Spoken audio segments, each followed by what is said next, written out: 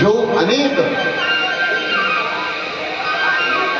मंत्र हैं, उन मंत्रों के जाप का जो फल प्राप्त होता है, और एक दो नहीं, उन मंत्रों की, प्रत्येक मंत्रों की अपनी अपनी संख्या है, उन संख्या पर जाप करने का जो फल होता है, हे पार्वती, उससे भी तस्मात् कहे उस फल के कोटि गुण, यानी कोटि गुणम, एक दो गुण कह देते, एक दो गुना कह देते तो क्या बात न बनती, लेकिन कहे एक दो गुना कैसे कहे जाए, जब इतना अपार महिमा है महाराज, तो कहे कि जो जप अनुष्ठान यज्ञ क्रियाओं को करने से जो फल प्राप्त होता है उसका करोड़ गुना ज्यादा राम नामिव लक्ष्यते, उन सभी पुण्यों के करोड़ गुना ज्यादा केवल राम नाम कह देने से, राम नाम जप कर लेने से फल और पुण्य की प्राप्ति हो जाती है। इसलिए और किस लिए, तो एक बाबा लिखते हैं कि तुलसी राके कहत ही निकसत सकल विकार, पुण्यावत पावत नहीं तीर्थ मकार की मार। बाबा कहते हैं कि जब हम रा का उच्चारण करते हैं, रा, जब रा बोलते हैं तो मुख से वायु निकलती है। कोई बिना वायु निकाले रा बोल सकता है, और बिना मुख खोले भी रा नहीं बोला जा सकता। बोल सकता है? नहीं। तब सोच रहे हैं महाराज जी बिना मुख खोले तो कोई भी वर्ण नहीं बोला जा सकता, कथा ही क्या, मुख तो खोलना ही पड़ेगा। कहे मुख खोलते ही और रा जब बोलते हैं तो मुख खुलता भी है और मुख से वायु निकलती है। तुलसी रा के कहत ही निकसत सकल विकार, हमारे मन में, हमारे हृदय में जितने भी विकार बैठे होते हैं वो सब उस वायु से निकल जाते हैं। और निकल जाने के बाद कोई चीज बाहर निकालिए तो अगर वह आपके मन में कई दिनों से है, कोई आपके घर में बहुत दिनों से है, तो उसको ऐसे निकालिएगा तो फिर आने का मन करता ही है। और मन जैसे पवित्र स्थान पर अगर कोई विकार रूप दुष्ट बैठ गया, कोई अच्छी स्थान को कोई फल प्राप्त कर ले, दुष्ट प्राप्त कर ले तो क्या छोड़ता है? खराब स्थान हो तो कोई पहुंचकर ये तुरंत छोड़ने का मन करे, लेकिन अच्छा स्थान हो तो उसे प्राप्त करने के बाद वहां कितना भी दुष्ट क्यों ना हो, लेकिन वहीं रहने का मन करता है। महाराज यहाँ जो सम्मान मिल रहा है, जो भाव मिल रहा है, वो बाहर नहीं मिलेगा। तो रात कहने से वह सारा विकार हमारे मन से बाहर निकल जाता है और वह पुनः पुण्यावत पावत नहीं गीत मकारे की मां। जब हम रा बोलते हैं तो मुंह खुलता है और माँ बोलते हैं तो मुंह बंद हो जाता है। बिना मुंह बंद किए कोई माँ बोलते नहीं बोलते, तो जब माँ बोलेंगे तो मुंह बंद हो जाता है। रा कहते ही सारे विकार बाहर होते हैं और वह पुनः लौट के आते हैं, तब तक माँ बोलने से मुख बंद हो जाता है। मकार के मार से वो सारे विकार दूर हो जाते हैं। बोले जय श्री राम। तो इसलिए राम नाम की इतनी बड़ी महिमा, इसलिए राम नाम का जब सब लोग कहते हैं राम राम जी को, राम राम को, राम राम जपो। और सुमिरत सुलभ सुखद सबका, सुमिरत सुलभ सुखद सबका, सुमिरत सुलभ सुखद सबका, सुमिरत सुलभ सुखद सबका, लोक लाभ कर लोक निभाओ, लोक लाज लोक निभाओ, लोक लाभ कर लोक निभाओ, लोक लाज लोक निभाओ। और क्या महिमा है? तो राम नाम जप करने से केवल सांसारिक सुख ही नहीं प्राप्त होता है, सुमिरत सुलभ सुखद सबका हो। इसका श्रवण करने से, इसका मनन करने से सबको सुख की प्राप्ति होती ही है। परंतु लोक लाभ पर लोक निभाओ, इस लोक में तो आपको सारा सुख प्राप्त होगा ही, साथ ही साथ परलोक के लिए भी आपका काम हो गए। एक ही क्रिया से दो कार्य सिद्ध होंगे। यह भी नाम महिमा है, नाम का प्रभाव है। नाम जपने से आपको भौतिक सारे सुख प्राप्त होंगे, भौतिक सारी संपदाएं प्राप्त होंगी, सुख वैभव ऐश्वर्य सब कुछ प्राप्त होगा, और साथ ही साथ परम लोक को भी प्राप्त करने के आप अधिकारी बन जाएंगे। बोली जय श्री राम। जय श्री राम। तो कहे महाराज इसलिए इतना इसकी महिमा है। और क्या?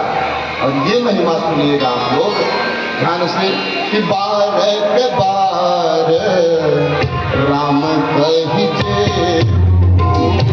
बार राम कहिजे, बार के बार राम कहिजे, बार राम कहिजे, बार के बार हम कहिजे, बार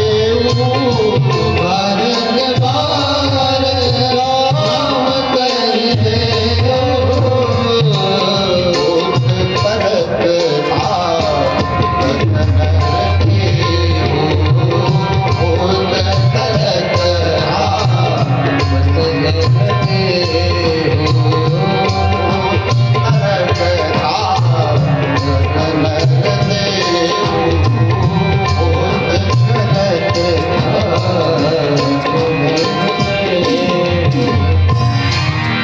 कहे कि बारक बार राम कहिजे।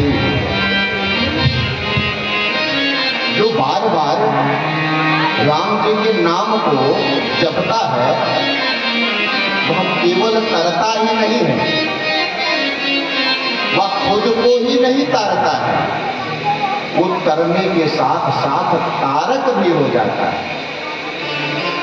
होत करक तारक नर देव, वह व्यक्ति केवल तरता ही नहीं तारक भी हो जाता है। उसका आशीर्वाद किसी को लग जाए तो वह व्यक्ति स्वयं तर जाता है। ये राम नाम के जप का प्रभाव है। बार बार जो राम नाम कहता है वो खुद तो तरता ही है, अपने इष्ट को, अपने मित्र को, अपने साथ रहने वाले को भी तार देता है। यह उसमें सामर्थ्य आ जाता है, वो नहीं तारता है। वो राम नाम की जो उसने माला जपी है ना, उस माला के प्रभाव से यह सामर्थ्य आ जाता है कि वह तरता तो है और तार भी देता है।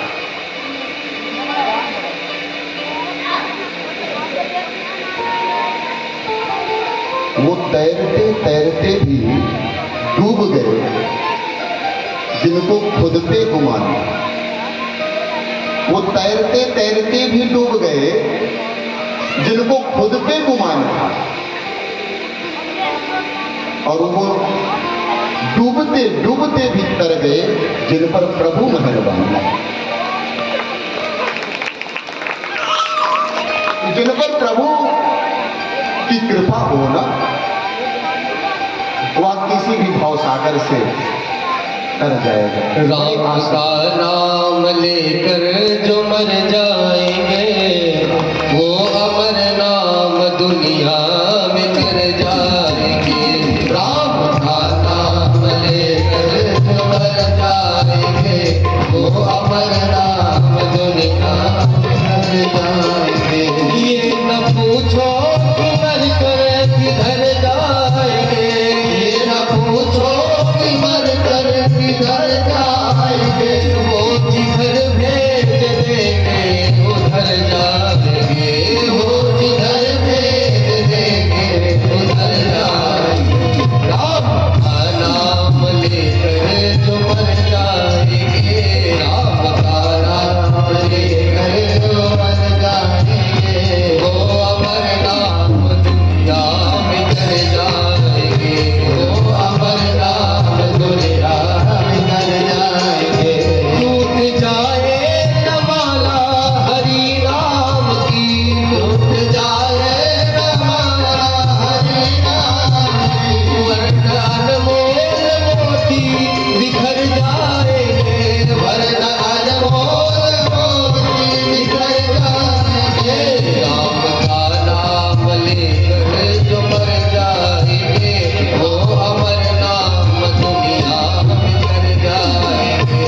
राम का नाम लेकर जो मर जाएंगे वो अमर नाम दुनिया में कर जाएंगे।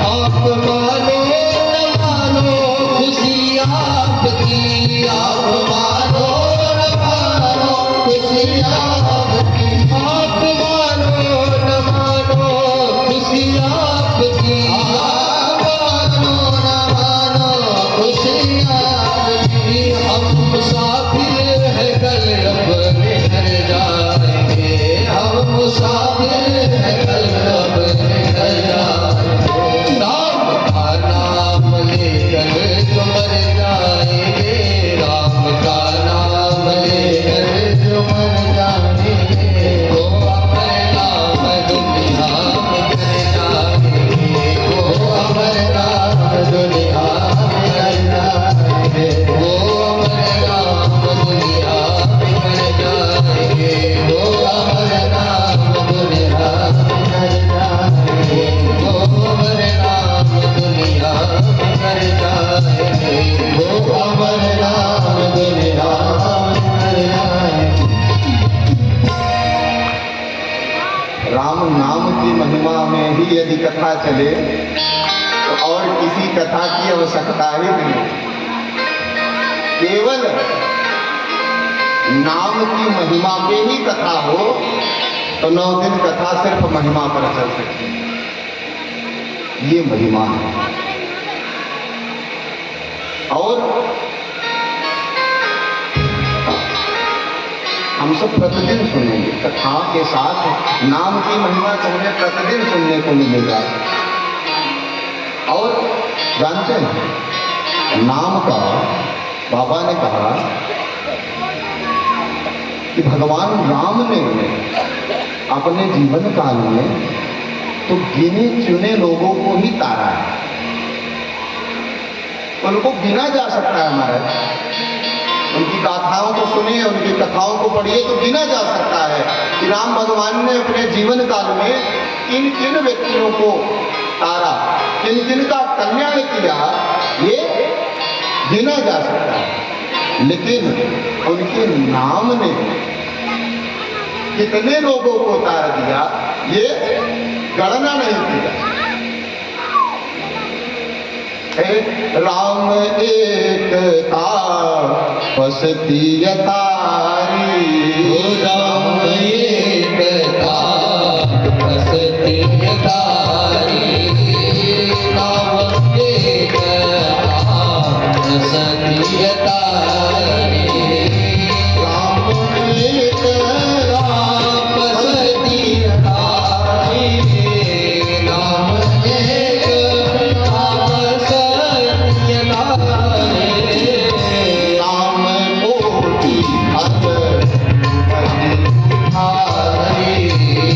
राम को तीरथ बने निहारे, राम को तीरथ मति सुधारी। राम जी महाराज, बाबा तुलसीदास कहते हैं कि राम एक तापस किए कार्य। भगवान अपने चरण रज को स्पर्श करा करके उस शिला को अहिल्या बना।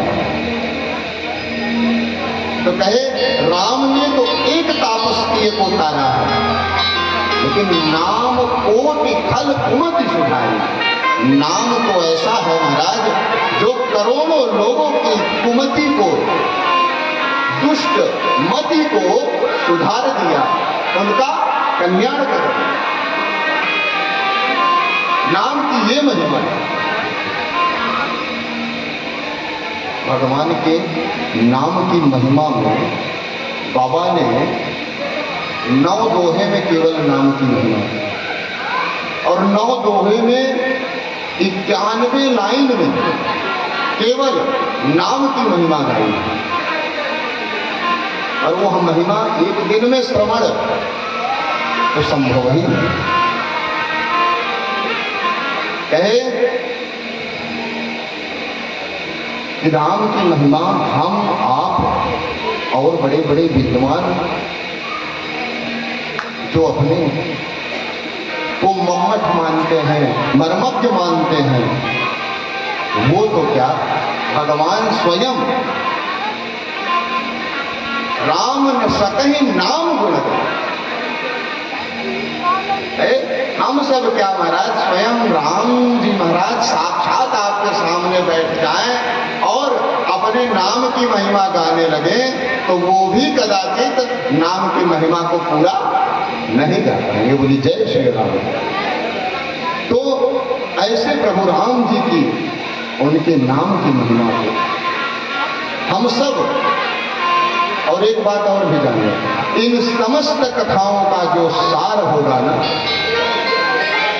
जो मूल होगा, वो केवल भगवान के नाम का संकीर्तन ही होगा।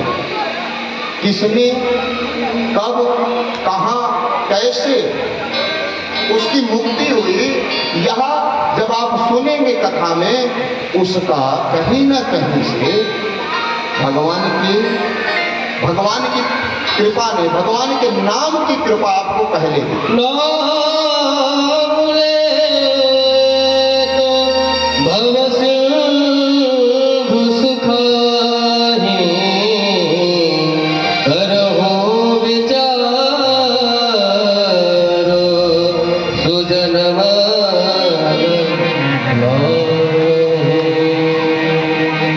जो सागर, सिंधु माने सागर है, जो सागर की ये महिमा है महाराज समुद्र की, कि विज्ञान आज इतना आगे हो गया, लेकिन अभी तक क्या समुद्र की खाह को प्राप्त कर पाया? समुद्र कहाँ तक है आज तक ढूंढ पाया? अनंत है, जो सागर है उसको नहीं प्राप्त कर पाया। लेकिन राम नाम की ऐसी महिमा है कि भव सिंधु सुखाई, राम का आश्रय ले लिया जाए, नाम का आश्रय ले लिया जाए तो भव रूप, भव माने यहाँ पूरा सचराचर जगत और उसकी माया जिसमें फंसे होने के कारण ना तो राम मिल रहे हैं और न धन से माया मिल रही है। बस प्रलोभन है, प्रलोभन है। कोई यह कहे कि हम मायापति हैं तो ऐसा सर्वथा मिथ्या है, झूठ है। मायापति भी कोई है तो वही है, परमात्मा भी, परमात्मा एक अलग तत्व है और माया अलग तत्व है, लेकिन दोनों का स्वामित्व भाव जहाँ है वो एक ही स्थान है। माया भी और मायापति भी उन्हीं के पास है। हम आप छोटी छोटी माया को प्राप्त करके अगर कहें कि मायापति हैं तो ये हमारी मूढ़ता है। ऐसी माया कब लुप्त हो जाए, कब समाप्त हो जाए, कुछ पता नहीं। कल हमने बहुत बताया कि यदि लक्ष्मी चाहते हैं तो सिर्फ लक्ष्मी को की आराधना मत करिए, नारायण को अवश्य रखिए, तभी ये स्थिर होंगे। अन्यथा फिर तो आप हाथ दिखाइए चाहे कुंडली, पंडित जी बस यही बताएंगे कि पूजा करो, हो सकता है रुक जाए, लेकिन जब तक आप नारायण के शरण में नहीं जाएंगे तब तक लक्ष्मी जी स्थिर नहीं हो सकते। इसके बाद बाबा ने विप्रो की महिमा वर्णन में, नाम क्रम में आगे विप्र की महिमा कहते हैं, विप्र की महिमा में कहते हैं। और विप्र के पहले एक बात और विशेष ध्यान सुन लीजिए। इन सब के महिमा करते हुए बाबा ने असज्जन को, दुष्ट को भी नहीं छोड़ा, उसको भी प्रणाम किया। अब आप समझिए, बाबा ने सबको प्रणाम किया, गुरुदेव को प्रणाम किया, माँ सीता को, राम जी को, कपीश्वर कपीश्वरों, क्रम से सबको प्रणाम किया और असज्जन को भी प्रणाम किया। कहे बंदहु संत असज्जन चरणा, बंदहु संत असज्जन चरणा, दुख प्रतहु भय बीजग सुवरना, दुख प्रतहु भय बीजग सुवरना, बंदहु संत असज्जन चरणा, बंदहु संत असज्जन चरणा, दुख प्रतहु भय बीजग सुवरना, दुख प्रतहु भय बीजग सुवरना। सुख नाम जय राम, जय जय राम, श्री राम जय राम, जय जय राम, श्याम रामचंद्र की जय हो। उन्होंने प्रणाम के क्रम में असज्जन को भी नहीं छोड़ा। हे महाराज, बहुत विद्वता है, बहुत कथा है, बहुत ज्ञान है, लेकिन यदि असज्जन सामने बैठे हैं और उनको प्रणाम नहीं किए आप, तो फिर आपकी सारी विद्वता, सारा ज्ञान एक तरफ, उनकी असज्जनता एक तरफ।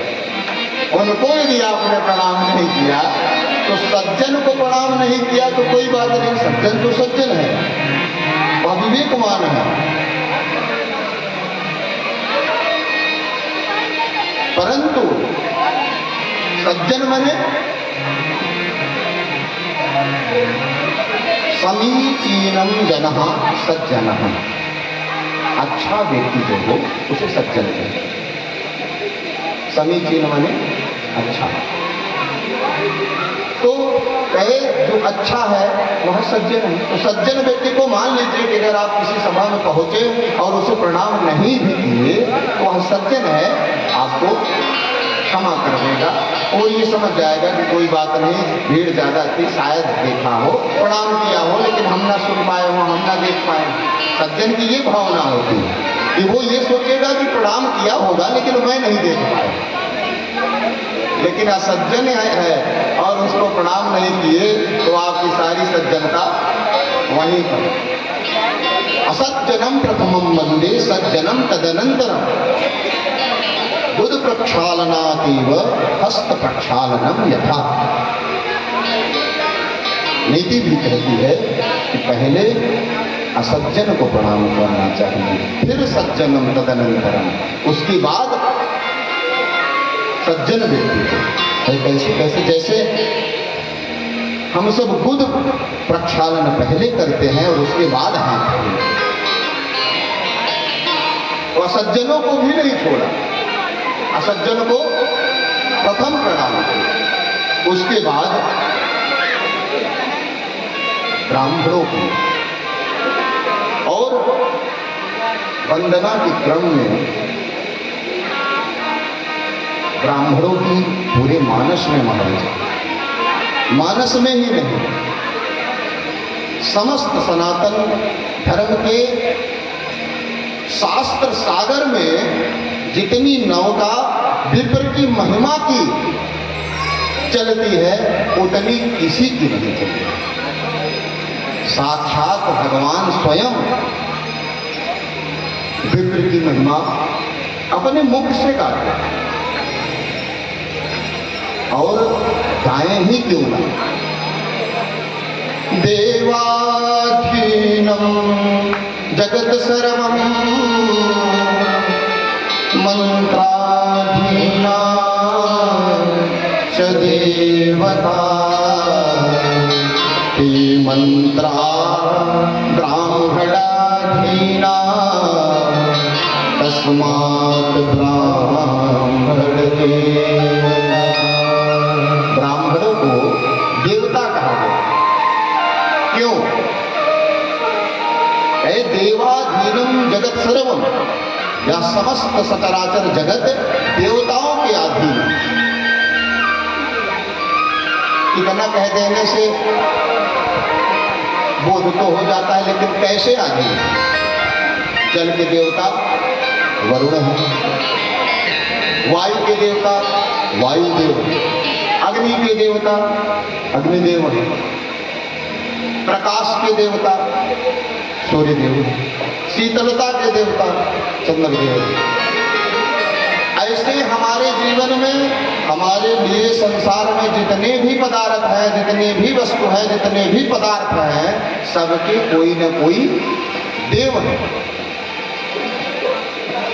तो हुआ सारा जगत देवताओं के अधीन है। लेकिन वो देव किसके अधीन है?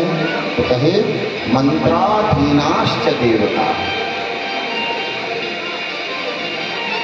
जब पंडित जी एक सुपारी में रक्षा बांध करके पूजन में रख देते हैं, और रख देने मात्र से क्या आप उनको गणेश मान लेते हैं? जब आपके हाथ में अक्षत देंगे और कहेंगे गणेश जी का ध्यान करिए, और वो गणानान्वा गणपति नवामहे, प्रियाणान्वा प्रियपति नवामहे, निधीनान्वा निधिपति नवामहे कसौपमा। जब यह आवाहन का मंत्र पढ़ेंगे तब उस पिंड में देवता विराजमान है। तो देवाधीनम जगत सर्वम मंत्राधीनाश्च देवता। जब तक ब्राह्मण शुद्ध उच्चारण करके देवताओं को आवाहित नहीं करेगा, तब तक देवता आ नहीं सकते। इसलिए देवगण मंत्र के अधीन, और ते मंत्रा ब्राह्मणाधीना। वो मंत्र जो है वो ब्राह्मणों के अधीन। सबके बस की बात नहीं। आप ज्ञानी हो सकते हैं, आप पढ़ सकते हैं, आप उसका अर्थ जान सकते हैं, लेकिन जो परंपरागत शैशवावस्था, बाल्यावस्था में अपने घर को छोड़ करके गुरुकुल में जाकर के उस अवस्था में बच्चा, जिस अवस्था में आप बच्चे को अगर कुछ सामान लेने भेजते हैं ना, तो 10 बार उसको समझाते हैं और किसी को साथ भी भेज देते हैं। उस अवस्था में बच्चा अपना घर परिवार छोड़ करके परंपरागत की शिक्षा लेने के लिए गुरुकुल में जाता है। उस अवस्था से वो वेद मंत्रों का अभ्यास करता है, उसको पढ़ता है, तब जाकर के उसमें वह अधिकार, वह सामर्थ्य उत्पन्न होता है कि वो उन देवताओं को भी अधीन अपने कर सकता है। इसलिए उनको भूसुर कहा गया। भू माने पृथ्वी और सुर माने देवता। पृथ्वी के जो देव हैं वो ब्राह्मण हैं। और एक बहुत मार्मिक बात और भी है, आप लोग ध्यान से समझिएगा। बाबा तुलसी की यह रचना आज तक विद्वानों के, बड़े बड़े विद्वानों के मस्तिष्क में चलती रहती है महाराज, और आज भी इसका पार नहीं पा पाए हैं। ये सामान्य नहीं है। बाबा तुलसी भी ब्राह्मणों की महिमा जहां भी गाई है, उन्होंने कहीं भी ब्राह्मण नहीं कहा, विप्र कहा। कहीं भी ब्राह्मण न कह करके विप्र कहा। और विप्र क्या होता है जानते? जन्मना जायते शूद्रः संस्काराद् द्विज उच्यते विद्यया याति विप्रत्वम् त्रिभिः श्रोत्रीय लक्षणम्। जन्मना जायते शूद्रः, जन्म से व्यक्ति शूद्र हो जाता। संस्कारात् द्विज उच्यते, इसीलिए हमारे यहाँ संस्कार की बहुत बड़ी महिमा है। लेकिन संस्कार 16 केवल संख्या में है, आचरण में केवल 2 है और कहीं कहीं 1 है।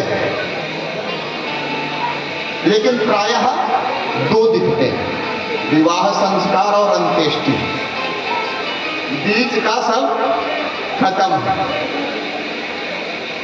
तो संस्कारात् द्विज उच्यते, संस्कार से वह द्विज कहता है। और विद्यया याति विप्रत्वम्, उस द्विज में विप्रत्व जो है वो विद्या से है। कैसे? विद्या से। विद्यया याति विप्रत्वम्।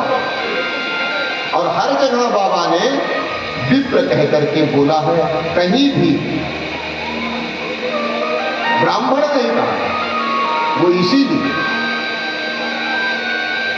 उन्होंने कहा कि इंद्र धनुष मम शूल विशाला, इंद्र धनुष मम शूल विशाला, इंद्र धनुष मम शूल विशाला, इंद्र धनुष मम शूल विशाला, काल चंड हरि चंद्र कराला, काल चंड हरि चंद्र कराला, इंद्र धनुष मम शूल विशाला, इंद्र धनुष शूल विशाला, काल चंड हरि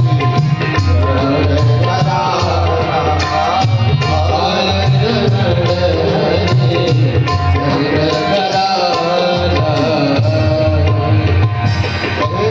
कि इंद्र का वज्र हो, इंद्र के वज्र से जिस पर प्रहार कर दिया जाए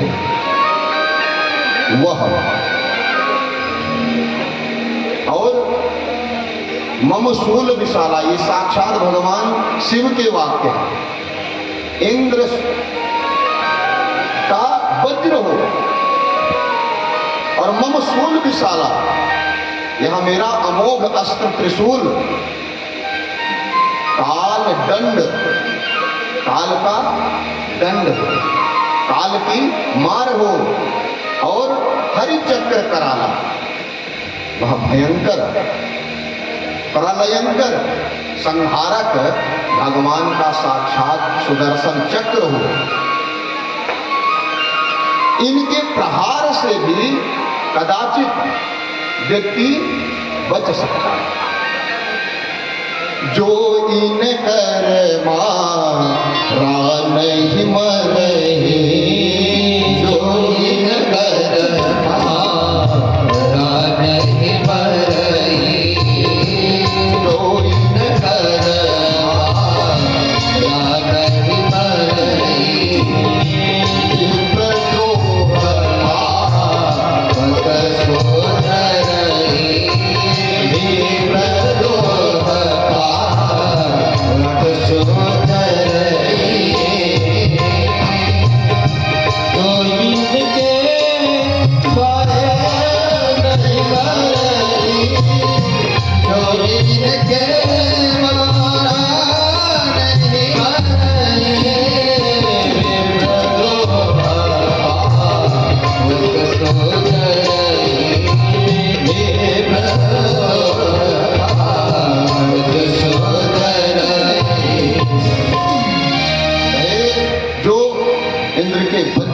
बच सकता है, कदाचित भगवान के त्रिशूल से भी बच सकता है, काल के दंड से भी रक्षा हो सकती है, सुदर्शन से भी बचा जा सकता है। कहे जो इनकर मारा नहीं मरही, विप्रद्रोह पावक सोजन। इनके मारने से भी कदाचित व्यक्ति बच सकता है, लेकिन विप्र के द्रोह से, विप्र के कोप से पावक सोजन ही अग्नि के समान व्यक्ति चले। मैंने इसीलिए विप्र की पहले व्याख्या की। हम समस्त सनातन धर्मावलंबियों को ये विशेष ध्यान देना चाहिए कि यदि विप्रत्व को धारण करने वाला कोई ब्राह्मण हमारे समक्ष है तो वह देवतुल्य है, निसंदेह देवतुल्य है। विप्र प्रसादा धरणी धरो, विप्र प्रसाद कमलावरोहम्, विप्र प्रसाद अर्जिता जितो, विप्र प्रसाद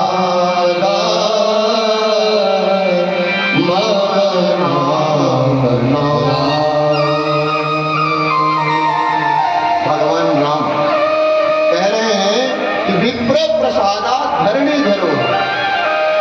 विप्र की ही कृपा से, विप्र की ही आशीर्वाद से मैं शेष रूप को धारण करके पृथ्वी को अपने सिर पर धारण किया।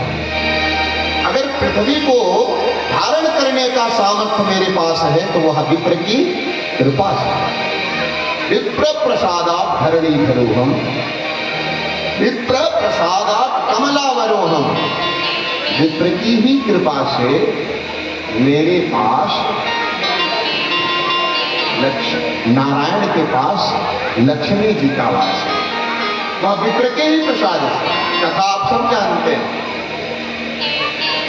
कमलापति हैं वो विप्र की कृपा से है, विप्र प्रसादा। और कहा विप्र प्रसादात् अजिताजितो हम। विप्र की ही कृपा है जो चारों दिगंतर में मेरी सर्वत्र जय होती है, विजय होती है, कहीं भी पराजय नहीं होती है। इसका भी कारण कोई है तो वह है विप्र। और बाद में कहा, चौथी पंक्ति में भगवान राम ने कहा कि विप्र प्रसादात् मम नाम रामम। मेरा ये जो नाम राम है वह भी विप्र की ही कृपा से हमारा।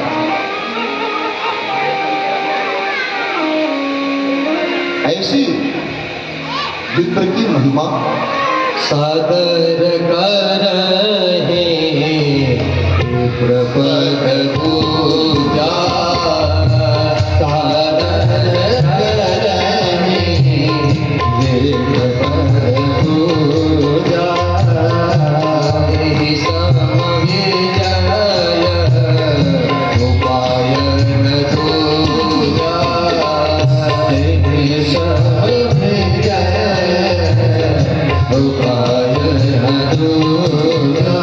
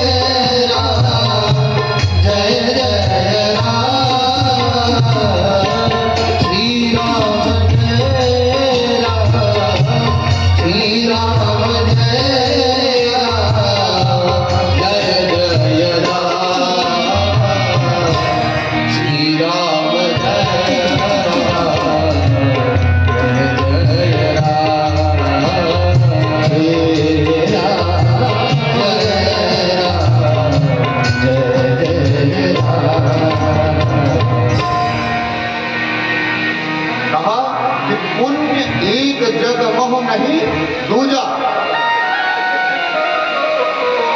इस पूरे संसार में एक ही पुण्य है महाराज, नहीं दूजा, दूसरा कोई है ही नहीं। मन क्रम वचन भी प्रपद पूजा।